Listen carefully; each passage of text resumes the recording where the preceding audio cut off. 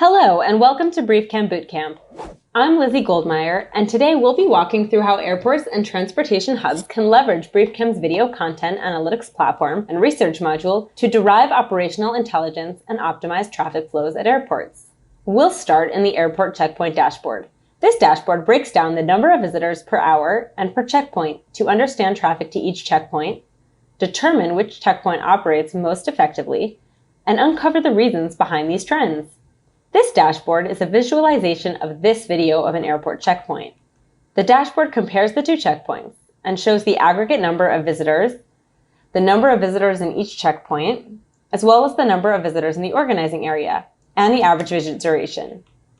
We can see there are many more visitors at the left checkpoint as compared to the right. We can also see the average visit duration of each person in the scene to understand how much time they spent in the camera view and get a sense of how much time it takes on average to pass through these checkpoint areas.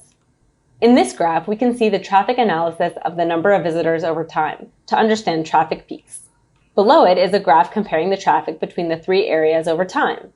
Again, we can see that the highest number of people are in the organizing area, which filters from both checkpoints. We can conclude that the high concentration of traffic in the organizing area is due to people from both checkpoints regrouping in that single space. We can also see that the number of visitors across all three sites are more or less correlated, except at around 4:20 p.m. when there's a dip in the left checkpoint traffic. This might be something worth investigating further. The number of visitors by area and class graphic breaks down the number of visitors per demographic classification and area.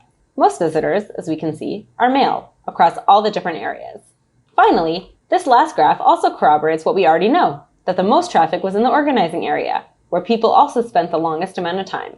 The goal of this dashboard is to help surveillance and operations managers analyze and understand traffic patterns at different checkpoints.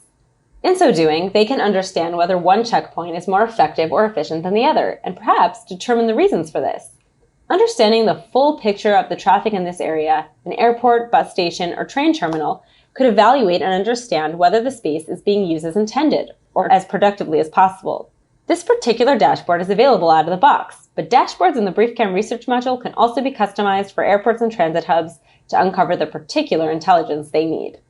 Next, we'll look at the airport terminal dashboard, which is a visualization of the video data in the airport terminal. Now let's take a deeper look at the dashboard. The dashboard presents a number of useful analytics, such as a comparison of the people entering or exiting per hour, the number of visitors per hour, how long people tend to stay in the terminal in the video view. In short, general analytics that are helpful for an airport to understand traffic patterns in the terminal hall. This graph shows the number of visitors over a span of time, so we can understand when there are peaks in visitor traffic. In this graph, we can compare the number of visitors entering versus exiting. More people tend to exit than enter. We can also evaluate analytics about the sitting area to make sure there's not crowding. We can also evaluate that in this next graph, which compares traffic in different areas within the terminal. We can zoom into this dashboard and evaluate the number of visitors per entrance area. And we can understand that most visitors arrive through the south entrance. We can then look at this next graph to understand the average duration of visitors based on entrance.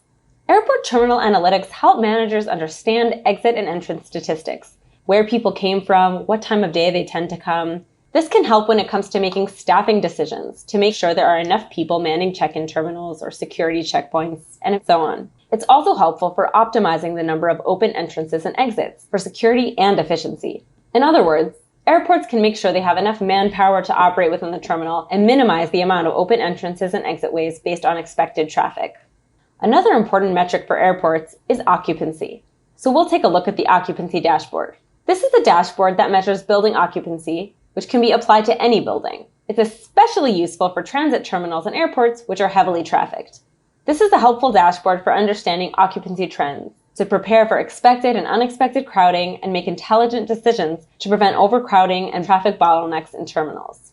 You can track how many people entered compared to how many people exited within the building. Below, you can see the aggregate accumulated number of people.